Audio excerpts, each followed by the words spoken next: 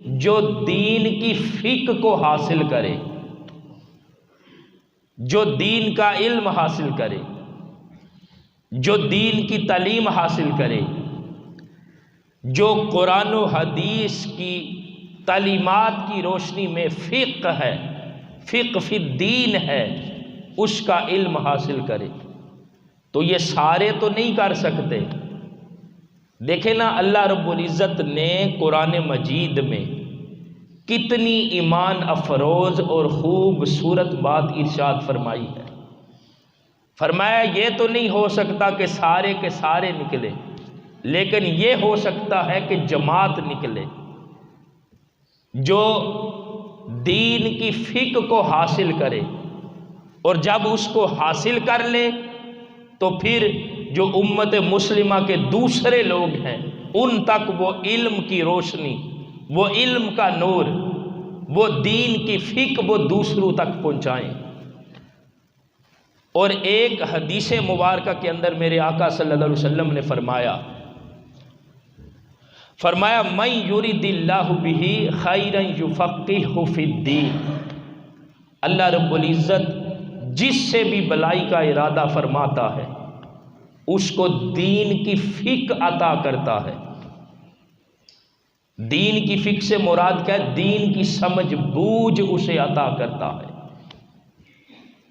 دیکھیں، دین کے سارے علوم ان کی بڑی فضیلت ہے، لیکن ان سارے علوم میں جو فقہ کا علم ہے، جس کو ہم فقہ بھی بولتے ہیں، جو فقہ کا علم ہے، جب بندہ وہ جانتا ہے تو بندہ پھر عمل کرنے کی طرف آتا ہے۔ اور پھر حضرت ابو ہریرہ رضی اللہ تعالیٰ عنہ وہ کیا فرماتے ہیں؟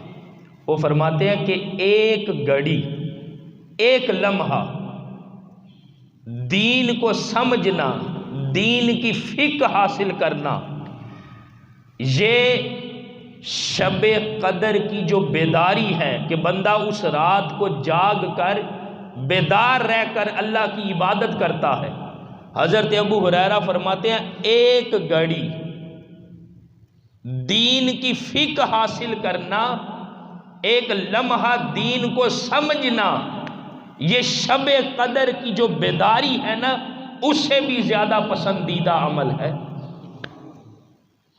تو کیا خیال ہے کہ جو علم کی مجلس لگتی ہے، جو علم سیکھنے کے حلقے قائم کیے جاتے ہیں، جو دین کی علم کی خیرات کو پھیلانے کے لیے، دین کی تعلیمات کو دوسروں تک پہنچانے کے لیے جو دین کی محافل سجائی جاتی ہیں، جو فقہ کی تعلیم دینے کے لیے، دینی علم کو پھیلانے کے لیے جو ورک شاپس کا انعقاد کیا جاتا ہے، تو دوستان محترم، وہ جو بندہ علم سیکھتا ہے نا، وہ دوسری طرف جو عبادت کرتا ہے، اس عبادت کرنے والے سے دین کو سمجھنے والا اور دین کو سیکھنے والا وہ افضل اور اعلیٰ ہے۔ اس لیے ایک طرف بندہ عبادت کرتا رہتا ہے، عبادت کرتا رہتا ہے، اور دوسری طرف جو بندہ علم سیکھتا رہتا ہے، علم سیکھنے کی وجہ سے اس بندے کو معرفت ملتی ہے، اس بندے کے لیے دروازے کھلتے ہیں اللہ رب العزت کے قرب اور معرفت کے۔ اس لیے فرمایا جو علم سیکھتا ہے نا، بلکہ ایک حدیث مبارکہ میں تو میرے آقا صلی اللہ علیہ وسلم نے یہ فرمایا کہ ایک فقیہ، ایک دین کو سمجھنے والا 1000 عبادت گزار ہوں۔ ایک طرف ایک فقیہ ہو جو دین کو سمجھتا ہے، اور دوسری طرف 1000 عابد ہوں، عبادت کرنے والے۔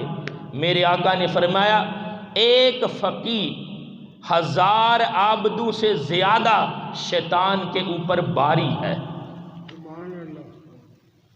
شیطان کے اوپر ایک فقیہ دین کو سمجھنے والا، فرمایا 1000 عبادت گزاروں سے بھی باری ہے۔